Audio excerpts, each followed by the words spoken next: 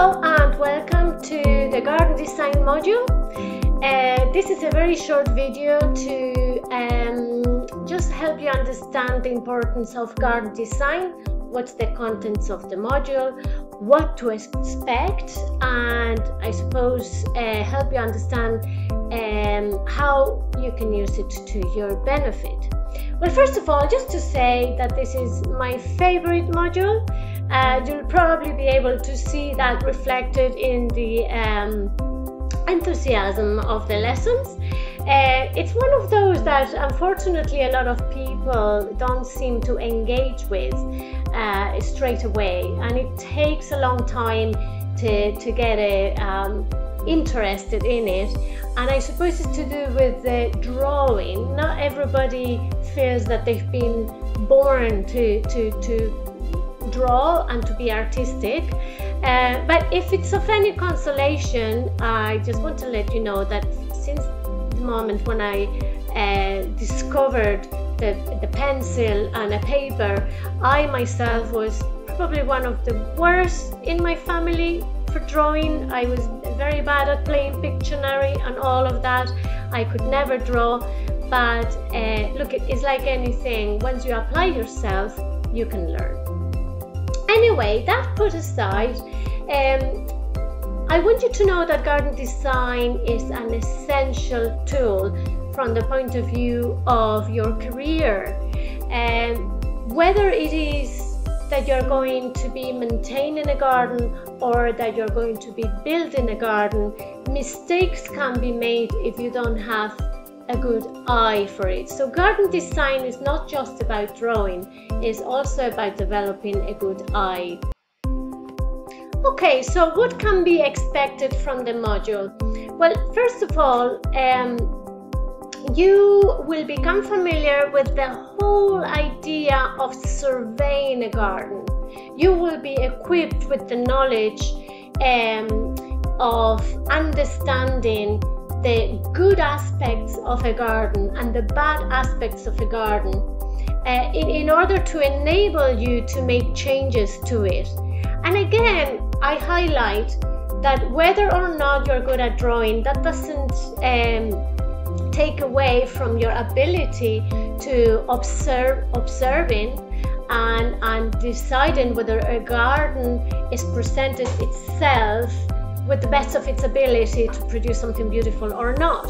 So it is possible that you get called by a client to do a bit of maintenance, and they might ask you, well, you know, what's your advice with this and that plant, and is it in the right place?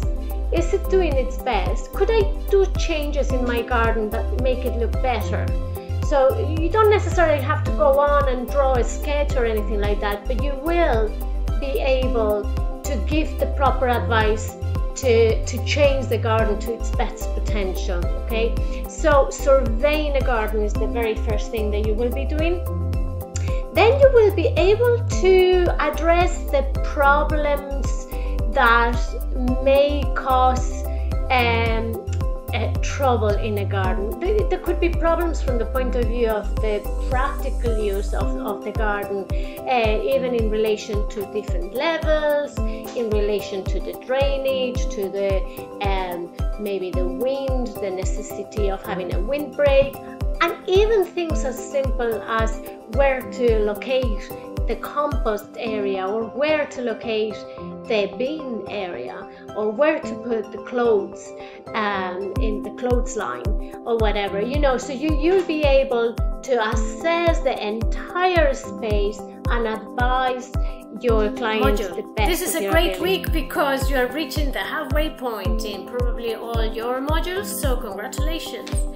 Now, this lesson is called How to Represent Garden Features, and it's to do with learning how to draw that which we see from a bird's eye view perspective.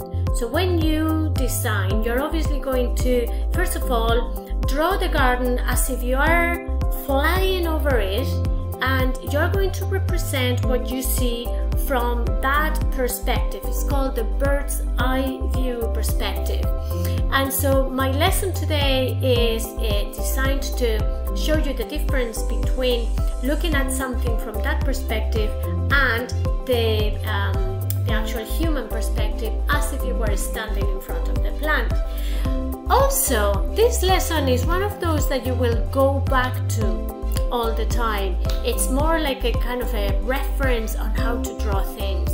So while I will show you examples, it's going to be very visual, and you're going to see the visuals of how to represent a deciduous tree or an evergreen tree or a kind of ornamental grass, rocks, cars, pergolas, you name it. So all of that is going to be there, but is an introduction to how things will look like visually. Now, after you see the practical video where I will be drawing and you will see me drawing live, okay, then you yourself will put all of this to practice, and that's where you can come back to this lesson and say, oh wow, I wonder, how do I draw a car again, or how do I draw an evergreen plant again? Go back then to lesson 7 and take a look at these bits and pieces. So let's get started. So I have several examples here just to demonstrate the concept of bird's eye view as against a human view, okay? So let's imagine that this is a conifer and this is a miniature person right beside the conifer. So if you were standing in front of it, you would see pretty much like a triangle, and that's what you would draw. But if you were on top of it, now you would see this. So that is the canopy. It's a circle. Alright, so when you learn at level 5 how to draw plants, you will learn that version. You will draw just the canopy of it. So in the terms of a bush that has been pruned to be like a sphere, like this, the bird's eye view perspective is exactly the same as the human perspective, a circle, okay? But then what about if you have a sculpture in the garden? So there's a sculpture here. That's the human perspective, what you would see in front of it, and this is what you would see if you were flying over it. It's very difficult to draw. And what about something with the shape of a cylinder? Okay, so the bird's eye view perspective, you would see a circle, a perfect circle, because you are flying, say if you are flying over it, okay, that's what you would see. But if you are right in front of it, you would see pretty much a rectangle, just a line on the top, vertical line on the sides, and then another line. And I'm gonna make it that is going to join the utility area sort of almost halfway between the house and the fence, okay, and the boundary. Why? Well, I suppose so that it doesn't become a kind of impractical. So as I do a line here, I can now in fact have a bit more room to move, to go and collect the clothes and whatever not, and that line now coincides with where I have my wooden trellis to hide the bins. So that becomes now a nice excuse for putting a few plants. So I'm already thinking of balance. I'm thinking of balance. I don't want everything paved. That would be quite boring. So if I put plants there, would there be anything wrong with putting a few plants there on the opposite side? Even if it's just not maybe the entire section, but maybe if I was to cut a little rectangle in the patio, so not to pave it, I don't pave that area, and so then that could become another flower bed, right? So that's not too bad, and now I have a little bit more interesting section where I could potentially have my sort of tables and chairs there in that circle. Okay, table and chairs, and look, a little nice little area that could be potentially perfect for my barbecue. Why not? Little barbecue there, and then plenty of room here to step in and out or whatever. And then I think, okay, so if that's already kind of beginning to create something, how do I access the rest of the garden? Because remember, they kind of wanted a path, didn't they? So how do I access the rest of the garden? Okay, so I could either come in this way, or I could come in that way. Whoops, that way I can't, because there is a manhole. So if I was to create a path there, I'm gonna have to deal with that. So instead, I think it's better if I go on that side. So my access to the garden is not gonna be anywhere here, and the reason for that is I don't want that someone needs to move away when they're comfortably sitting and dining. I don't want them to move away. I want to be able to go to the shed without interrupting what's going on there. Okay, so that means that this is going to be the entrance to the rest of the garden. So I'm happy with that. Now, don't worry, because I'm going to do another video for another potential idea, okay? So it's not just that I'm giving the client this and only this idea. So remember my thing about zoning. That zone is already sorted, and now we have to zone the lawn area. Right, the shape is important. What shape I'm going to give that lawn? So again, thinking of formal or informal, a circle is something that suits everybody in the audience. So I'm going to try and get the essence of more or less a circle. Remember, I kind of like doing things by hand, but look, nothing stops you from actually bringing your compass if you don't have the experience for drawing a circle. By all means, bring the compass, a good one that doesn't move when you're drawing, and then you can create that circle. Why is that good? Well, it would be good because it has a little bit, it picks up a little bit from what I have in the patio, and it already makes the view of the garden a lot wider and less chubby or whatever.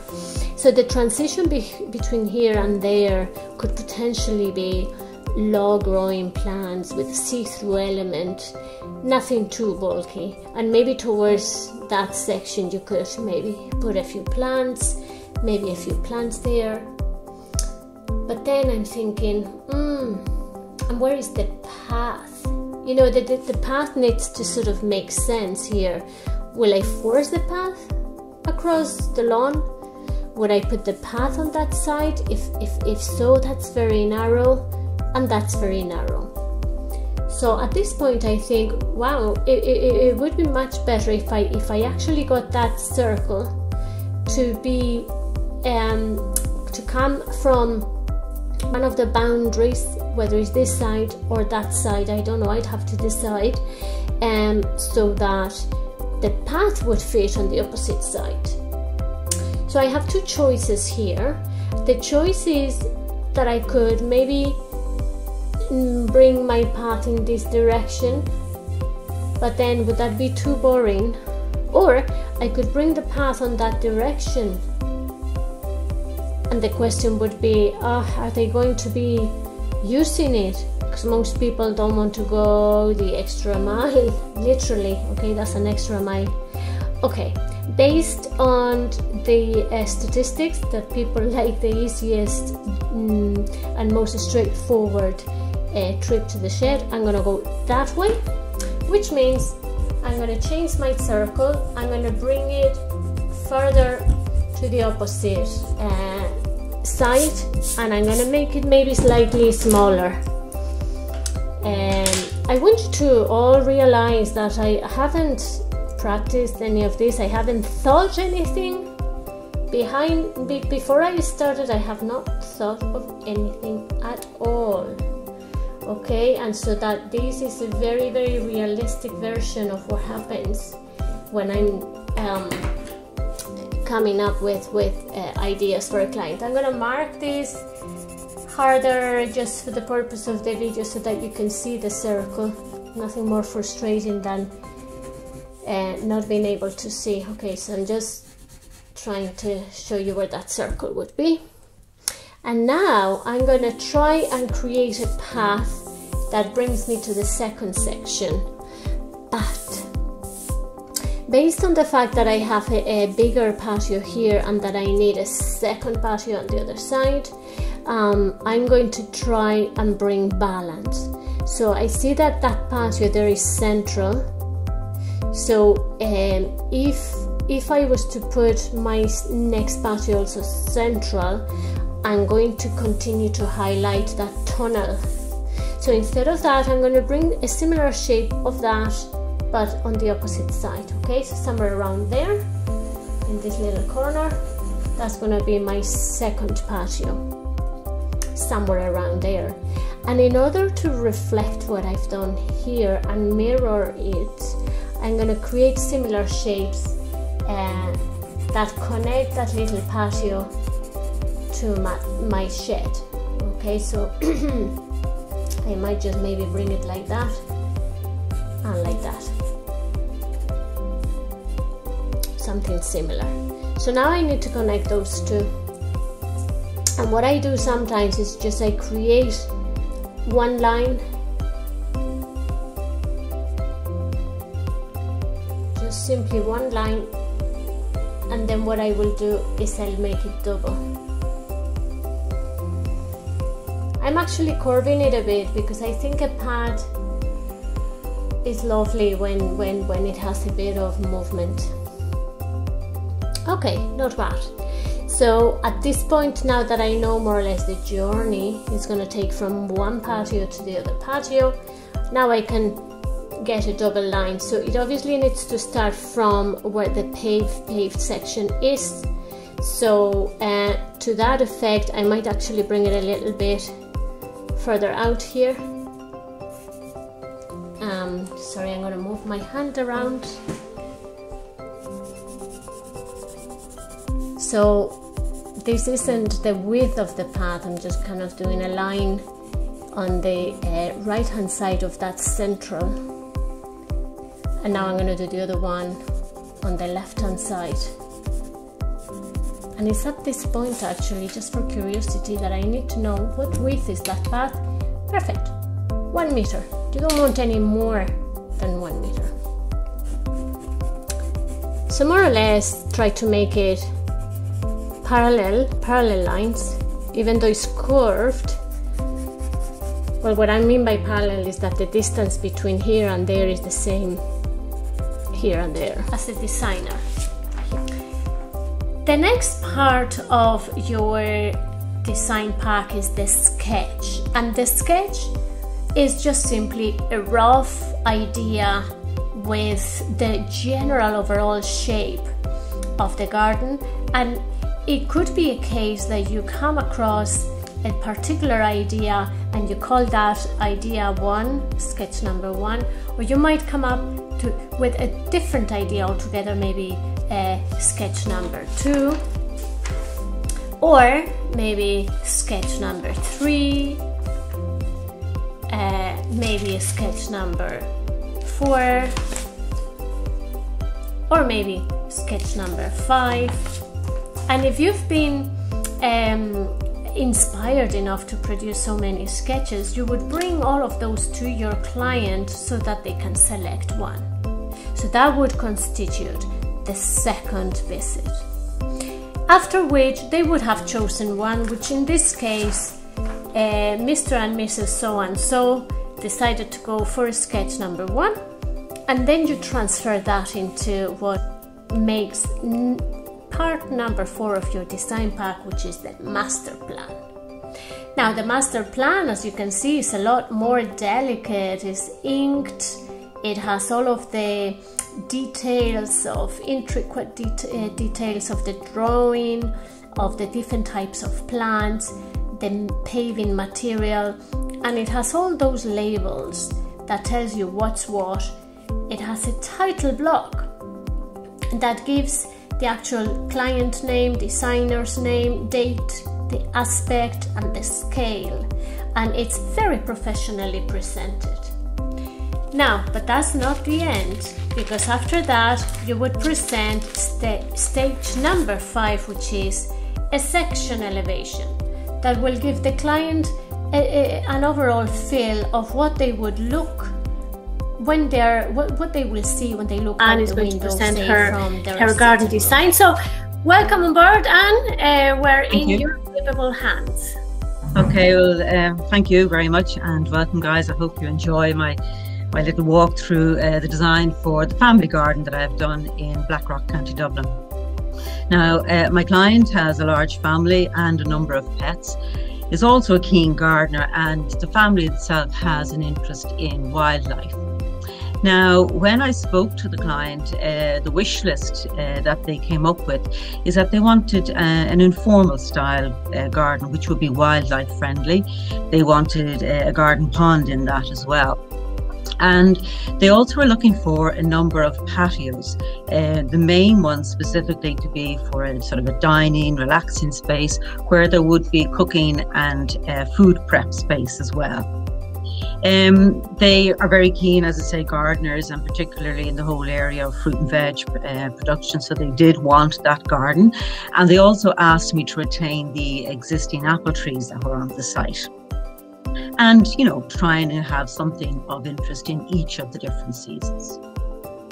So when I was kind of reflecting upon that, I suppose the challenges that I kind of figured, first of all, it's a very good sized garden. It's 8 meters by 16 meters long. It is east facing. Of itself, I suppose, is not a huge challenge. It can be used, but where they particularly asked for the dining space, which was directly adjacent to the back of the house, that did create some challenges, because obviously in the evening that would go into some shade. So that's something I kind of had to think about. The lawn was uneven, and the boundary walls also, although they were structurally solid. There was also a very unsightly telephone pole, which was outside the boundary and kind of caught the eye. So the client did ask me to see if there was anything that we could possibly do to direct away from that. So the thinking behind my design is really that I was going to sort of work on the diagonal and broaden the horizon. If you look at the actual design itself, you know, as I say, it's a long garden. So I decided, right, let's go and try and chase the sun. Here we have the sun would rise here, come around during the day. So I wanted to try and face out towards this direction. So the patio itself kind of goes on a diagonal line. Some of the beds, the flower beds, the pond go on a diagonal line. The lawn, which is at its widest, is along that diagonal. And all the time trying to create the focus over to this area. The actual pole that I referred to is out here. So trying to move away from here. Wildlife garden, obviously, as they asked for that, that was going to be key in my thinking. And I decided too that where possible, any plants that I selected, I double checked with the RHS site to see if they were AGM certified and indeed bee friendly or pollinator plants. I felt that at least gave the best chance of success with the garden. And I also, as you can see by these colours, I kind of created zones within the garden which were going to serve a particular function. And I've chosen here as my key plant, it's Pittosporum plicatum Kilimanjaro Sunrise. Now this plant actually has been chosen, it was Plant of the Year in the RHS Chelsea Flower Show, and in fact it's been recently named as the plant of the decade in the RHS Chelsea show as a people's choice. And the reason why is that it is just a hard worker all summer, all year long. From early spring, with its fresh green growth with beautiful white flowers, it then becomes a whole load of red berries, which can deepen into a very deep plum or a black, and they are very attractive. Kind of to get an idea of space, particularly. So I found that had I been able to get into the garden, I think I might have got a greater sense of what it is. But, you know, I did have a lot of conversations with the client. We did a lot of communication with one another. So, and I learned a lot about the client as well, I think. So that's why I hope I've hit the brief for them anyway. But that was probably for me, because I'm a very touchy-feely person. I like to touch and feel and just look at everything. That's just the way I operate. So I found that the most difficult part. Well done, Anne. That was an amazing presentation, beautiful design, and a very happy client, I'm sure. You're absolutely right about you do a better job when you have the opportunity to, you know, to be present in the garden before you start. But to be honest, with the work you've done, no one would know that you've never put foot in that garden. So well done. Hello, Thank and you. welcome Thanks very much. to Ornamental Horticulture module. This is a very short video just to give you a little bit of an idea of what this module is all about and what you are going to be able to achieve by the time you finish. This is in essence probably the most practical of all the modules that you're going to be doing this year. The fancy name Ornamental Horticulture really just means being a gardener. So this module is all about preparing you to become a good gardener. Now, what does that mean? Well, first of all, you're going to be able to learn about the different types of plants that are available there to you as a gardener. Part of the information that you will get here is shared knowledge with the plant identification and use module, where you will be learning the differences between what a tree is from what a shrub is. Things like a herbaceous perennial. What's a herbaceous perennial? What's an annual plant? What are bulbs? All that kind of thing, which you will probably be very familiar with. Under that section of plant types, you will also learn about things like, for example, the best location for different plant material, whether a plant is happy on a soil that is acidic or alkalinic, or whether it's okay for a seaside situation, or even plants that are okay in the midst of traffic and pollution and all that kind of thing. So that's the very first section, and you're going to find that a lot of that is a repeat from other modules. Plant identification and use is one of them. Garden design, it's another one. And then we move on to the next section, which is where you get the real McCoy, and I really mean this, real McCoy, is the pruning techniques. Now, I must say, we in Dundrum College of Further Education pride ourselves with being amongst the best in the country for teaching pruning techniques. Indeed, being good at pruning is one of the things that is going to make a difference between getting a job in horticulture or not. I can say that there is a lot of hacking plants out there, people that call themselves professionals and do not know how to prune, and they go in and do things that are not good for the plants.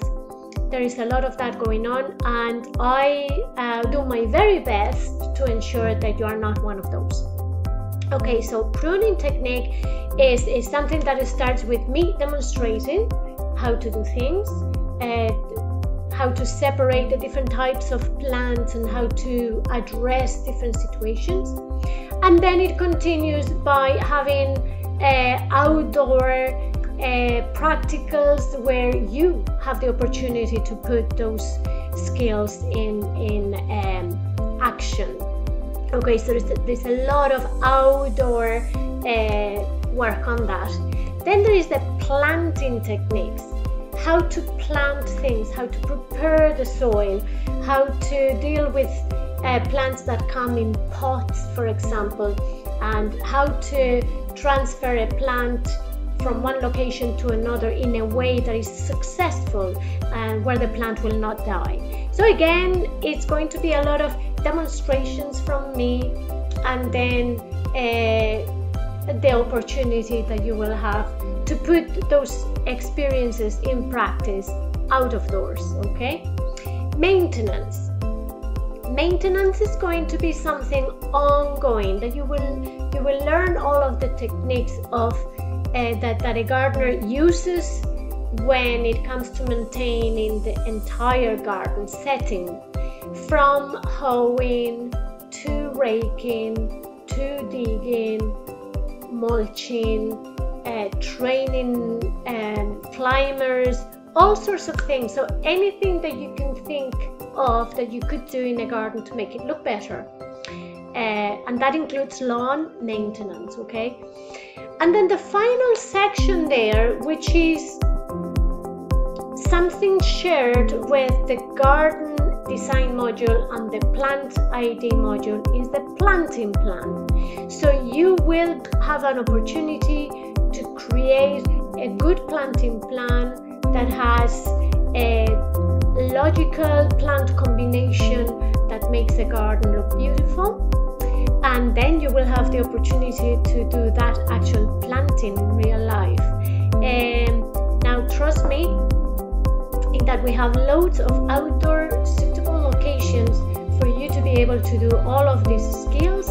We have all the tools that you require, and of course we will be able to carry everything out after having learned the practical lessons and having seen the demonstrations by myself. Okay, so I hope this helps, and I hope you really enjoy this module. As I always say, it is very, very important for you to learn all the skills required in this module before you can call yourself a good gardener. I hope you enjoy it. They are deciduous, this particular one anyway is deciduous, and it also has a similar growth habit than the rose in that it has old stems and new stems. The new stems are mostly coppery looking, okay? And like the rose, it does need to be renewed year after year. You can see where whoever pruned this before did a good job, and they were pruning the main central stem that was probably older. So all of those come from last year. And what they did, which I'm glad to see, is that they left the flower heads on it. Sometimes in winter flower heads look lovely with frost and stuff like that. But now it's come to the time where spring is coming soon and you want the new growth to take over. So basically you would take one stem at a time and work your way around and see whatever the stem, the new coppery looking stem is, and see and recognize where the buds are. So that sort of line across the stem is a bud.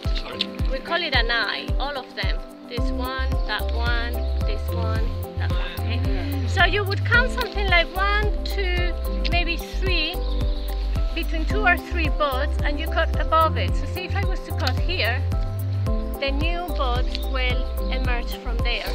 Now the next stem has to be somewhere either higher than that one or lower, so as for not to create any competition between them. So I can see that bud, I cut above it, this time actually at a right angle because there is buds on both sides. I don't want to direct that, the water in any particular way. Okay? So don't do it at an angle? Not at an angle, not in this case, because it's both sides. Nothing nice stem. Okay? So we cut it to more or less half of the size. This year is stage 2 of renovation. So we already achieved that some of the foliage, new fresh foliage is coming forward already in the old timber, and because light has been allowed. So you can see, for example, on this particular branch there, loads of little new shoots coming, and that's ideal. That's what you're looking for. All right. So you are aiming to reduce this by about that much again this year. We'll do it even a bit more next year. So until it comes to a time where all you have to do is use the shears even, and keep it always nice and compact. So it's only foliage and flowers. Okay.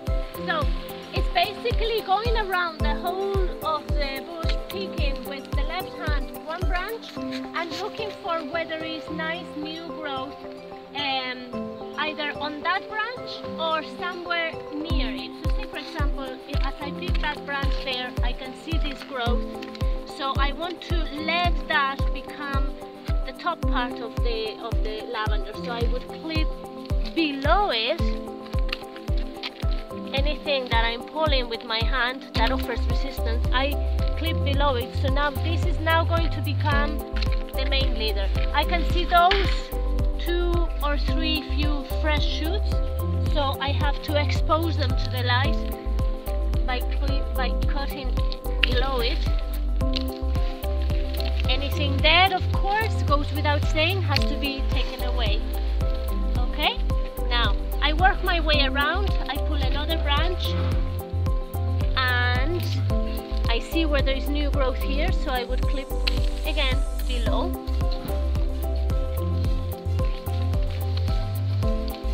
Now, I don't want to overdo it either because it's only stage 2 of renovation, so I might leave every now and again. I might, instead of cutting all the way down, I might cut where I see there's potential new growth, either there or even allow this particular stem to feed the rest of the plant. When I say feed, I'm talking about photosynthesis, basically. In this video I want to show you the amount of soil organisms that can be found in a compost heap.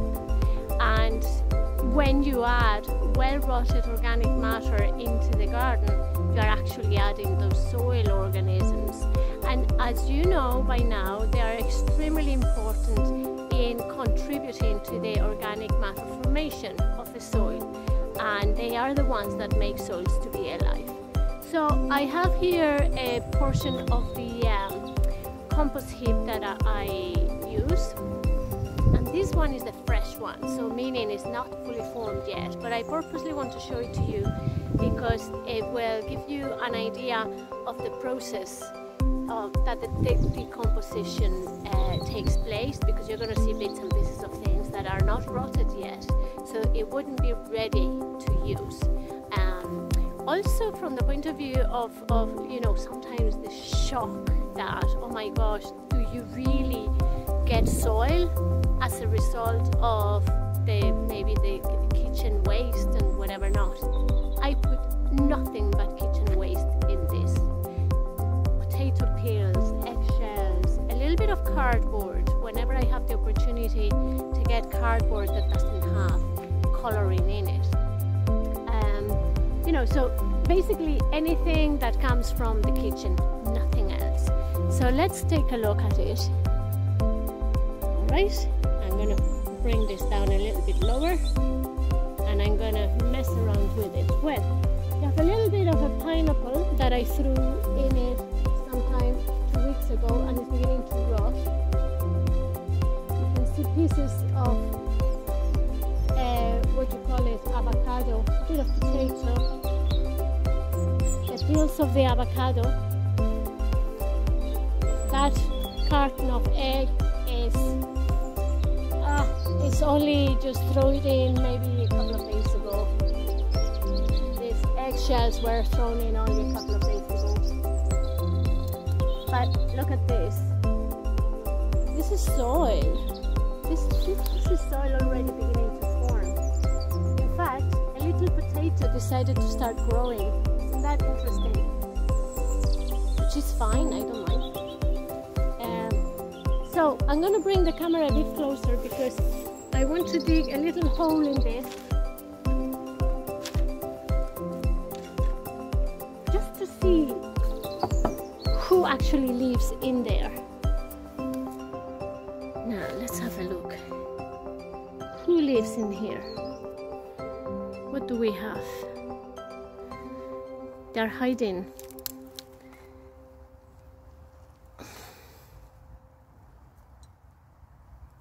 Let me see if I can show things moving.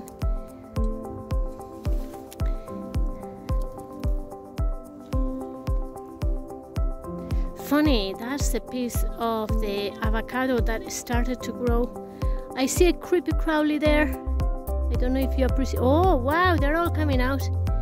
See, they're doing their job. They're going in and out. They're trying to hide away now from me. You see them? Little poor fellows. They contribute to making up air spaces. They contribute to eating away what's in there, and then they go ahead and poo. So it's that poo that forms that lovely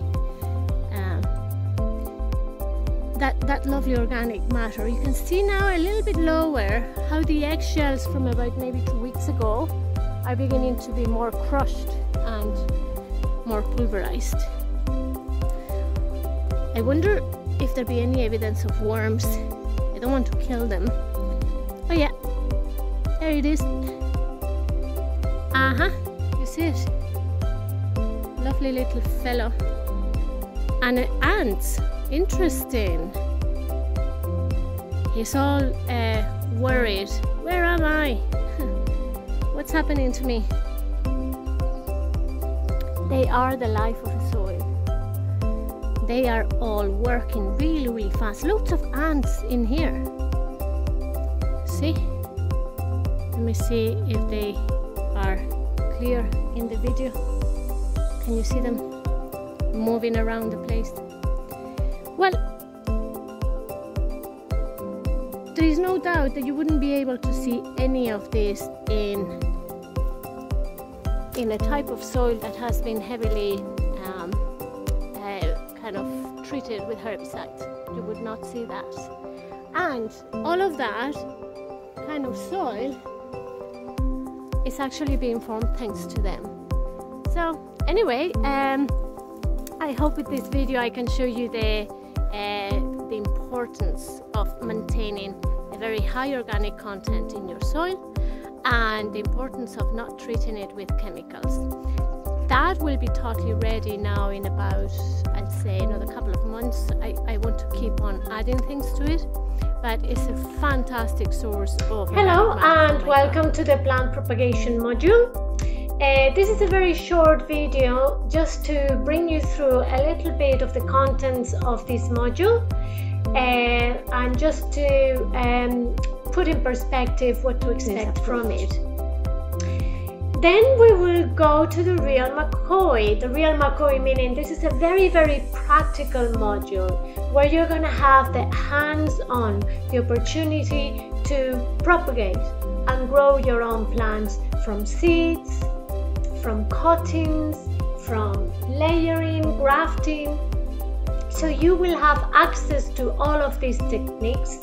And first of all, after following a demonstration on video by myself, so I will be able to demonstrate the sowing on seeds and taking cuttings, dividing plants, so on and so forth.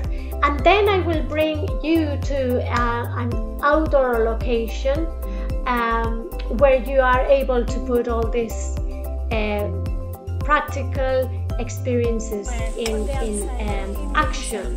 Okay? So the idea is that you put one fork in the middle towards, not exactly in the middle, but towards one side a little bit. Weigh in. You sometimes need to stand on it. Okay? Then you put the other one back all the way. So it's like the visor. Yeah, and now as you pull them apart, that's how they ride. You might press it a bit further so you can hear the little cracks. I'm going to move it now towards one edge. Now this soil has been nice and moist, so it's kind of easy, and that's why you should sometimes water it the night before. Sorry, John. No, we watered it yesterday. You did. Oh, you knew exactly the plant that I was going to use for demonstration. Okay, so I'm going to move towards the other end now.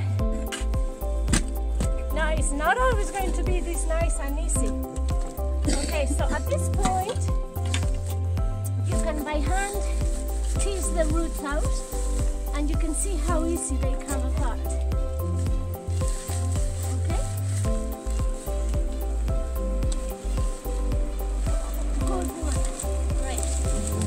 so as we leave it there, I'm going to divide the other in two again. And this process ends up loosening all the soil so much that you're going to be able then to do it by hand. So off you go. Crack. I love that crack. All right, perfect. And as they come apart, you can then either bring this to the tunnel, whatever it is, and begin to tease this out by hand. Now, look at this. Each one of those, as I pull it, now that the soil is nice and loose, each one of these has that half a stem and half a root, which is a rhizome. You know, half of it always sort of grows on the top and the other half at the bottom. And then these are the true roots of iris. I have here what we call an eye, which is from where a new bud comes up. So that could be an individual plant on its own. So if you were to calculate how many individual plants would be here, if you were to put this in a pot now, you give it about 6-7 months and it would be already nice new shoots around it. You can sell it for a fiver. Yeah, loads of money. Monica, could you put that straight back into the ground now, separated? Absolutely, absolutely. So even if you want to have the same maturity that you had originally, you can get one of these clumps, like say this one now. Yeah, I can put it back in as it is, don't touch it. And then that donut effect is already finished. You'll have to wait another 3 years before you need to do drastic division like this. But here you see how individually and divided. individually you put them all over the place so that they would spread in time. Absolutely. Yeah, and you can put them on or whatever. See this one, for example, it has 2 in them. So if I cut through the stem, so I have now 2. Right? So you can end up having hundreds of them. Do you put the foliage back? Yes, absolutely. So say after you pot it out, you would obviously remove any dead foliage like that, and then you can feel free to do this. Yeah, because all the energy that is in there will appreciate that, and a new shoot will then come. Not only from here, but from any bud. Believe it or not, there's loads of buds in there. Okay. How long can you leave the roots exposed? Not a lot. Now today is kind of a dry day and in no time it's going to be sunny. So you would want to be doing this right away. So I would bring this into the tunnel and on the workbench I would do all my divisions and I would have someone with me to what it involves is taking one newly emerging bud of a rose that you like the color of that particular rose, you like the perfume of it, you like all of those things, and you're going to bud it, or same idea, bud it into another rose bush, which might be really strong root system, it might be resistant to diseases, it might grow in a very limey soil, which it didn't have, all sorts of things, but the rose of which you don't like. Okay, so basically the idea is, first of all, I'm going to prepare my rootstock. So let's imagine now that poor apple tree is gone, and this is now the rootstock which I grew. Okay, so this is the rose that I grew. Which rose I don't particularly like, but which root system is fabulous. And I would have to prepare a tea, not a cup of tea, but a tea cut so that I can open side to side the 2 sides of the skin of this. So to do that, you would have to first of all remove some of the thorns. I don't know if it's better to do it with this specialized knife. No, it's you're gonna allow me to just. It's just I prefer if they're done from. Yeah. Is it like a little mallet shaped one? No, it wouldn't be the same. Okay, so I have now cleared one area, and and the rest of it I am indeed going to give myself a break from damaging my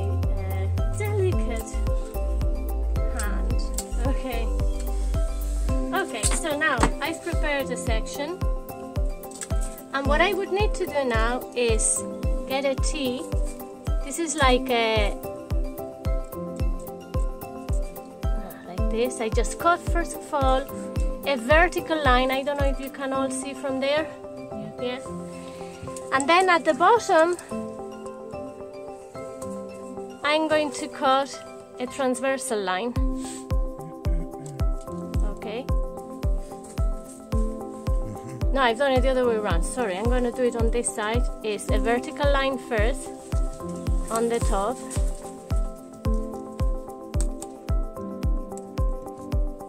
And also a horizontal line on the very, very top. That's why it's called a T. And the idea is to try and lift the flap of skin on both sides. That's where all the cambium, the bark cambium, is directly beneath this. So I'm just gonna have to loosen it a bit. So hopefully, as I open it, it's almost like a blanket. Can you see all there?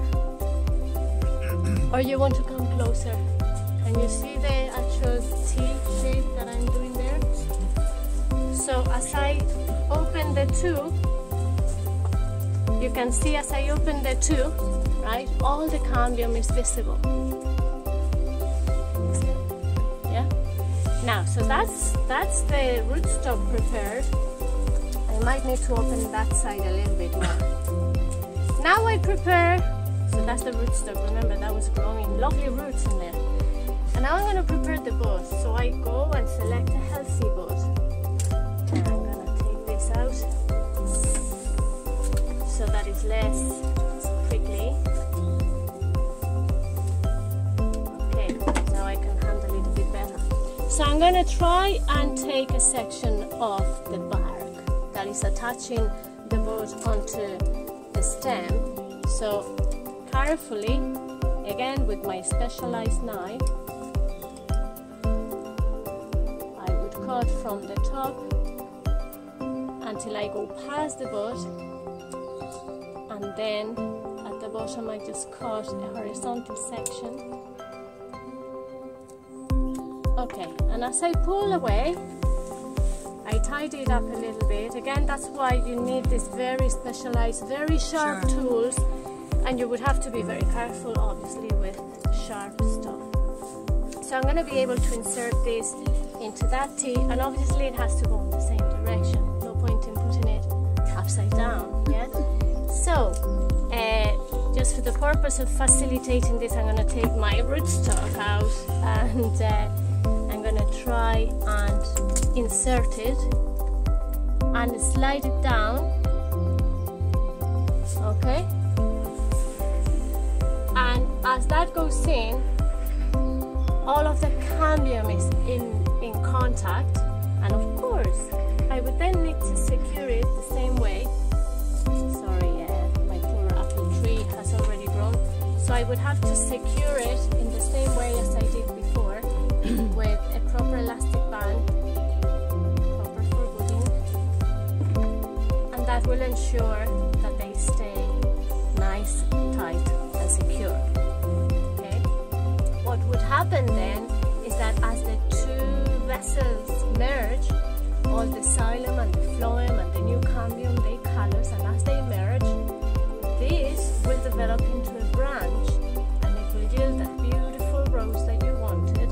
And of course, from time to time, this guy wants to grow and says, oh, hang on a second, you're stealing from me, because, you know, I want to grow and I want to develop my own flowers. And you, with a lot of cruelty, would go from time to time and just cut it off. Yeah, because you want the flowers of this book. And do these wax with it?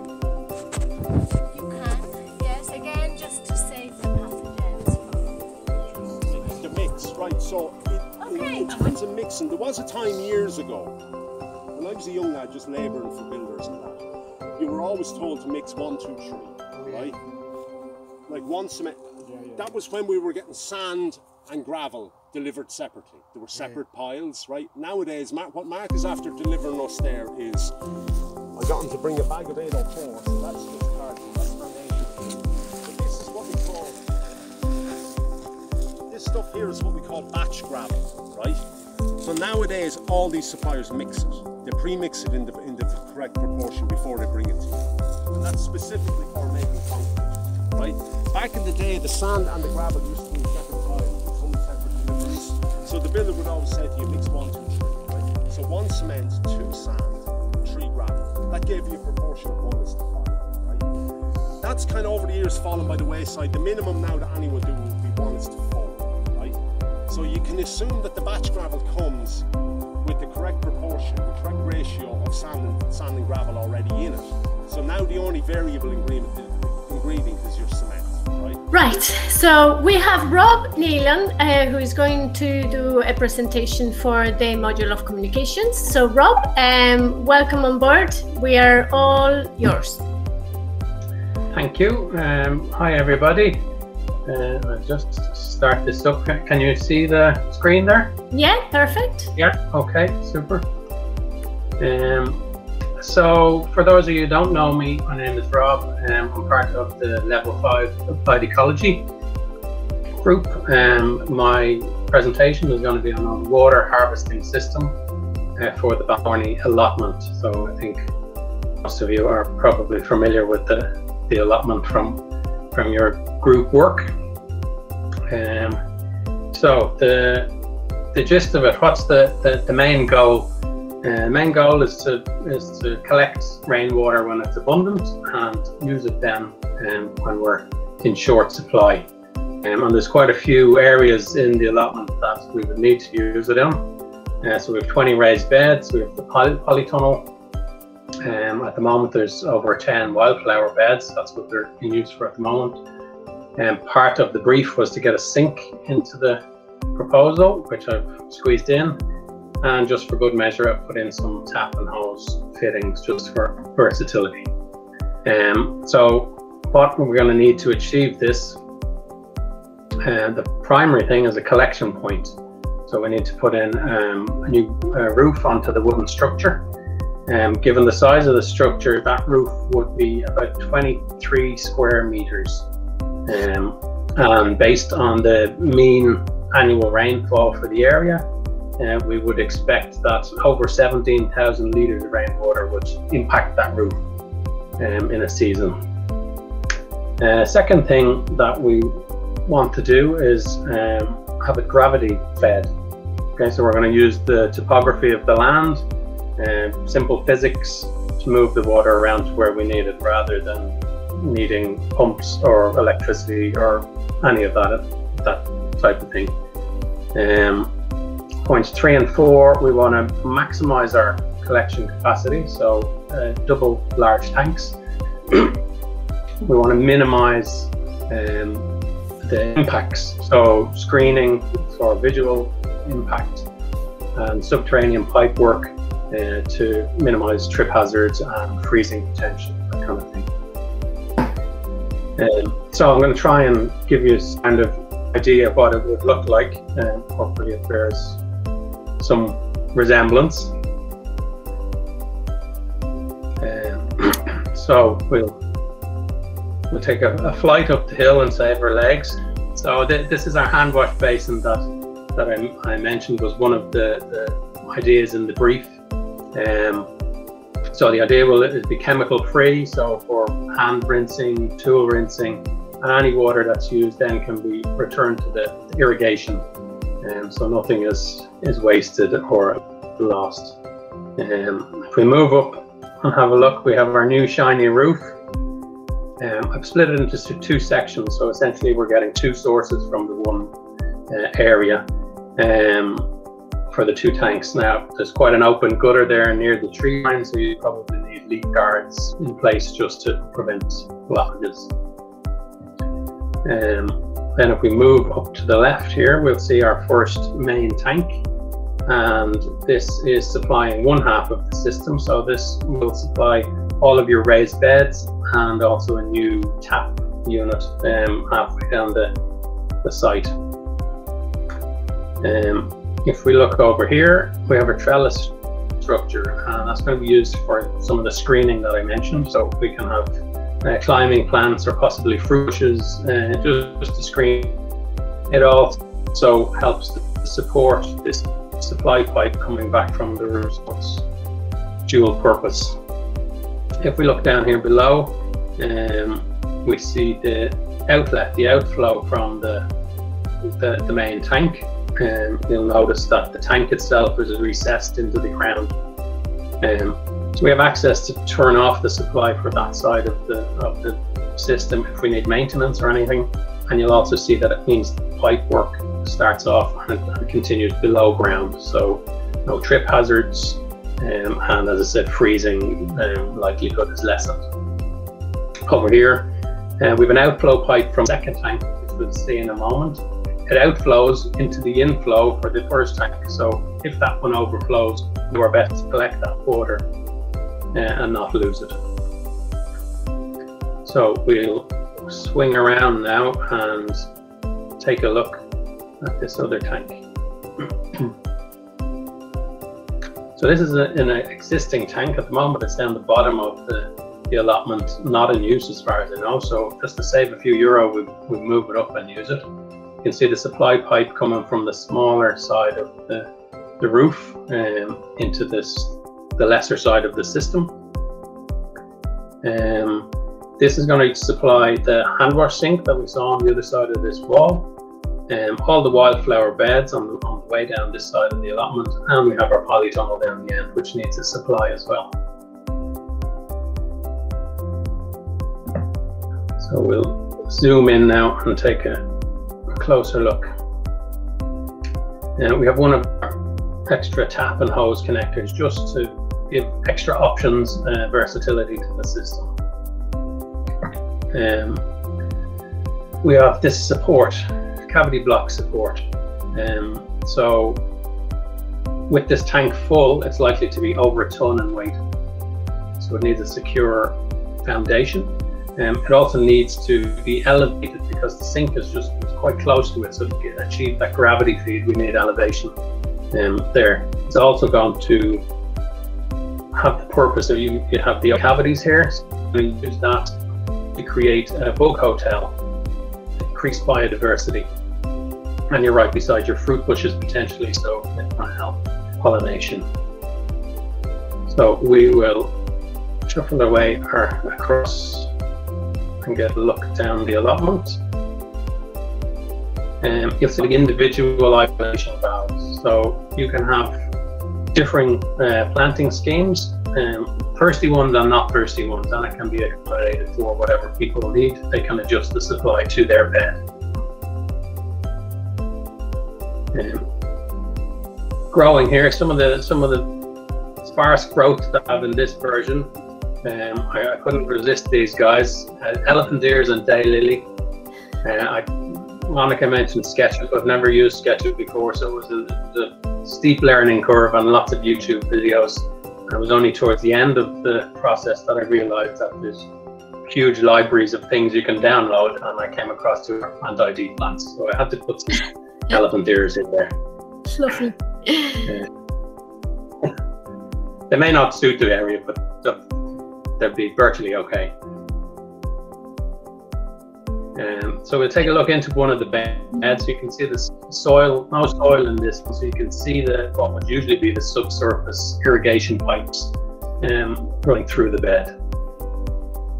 Wow. We're nearly there now, so you'll be glad to hear.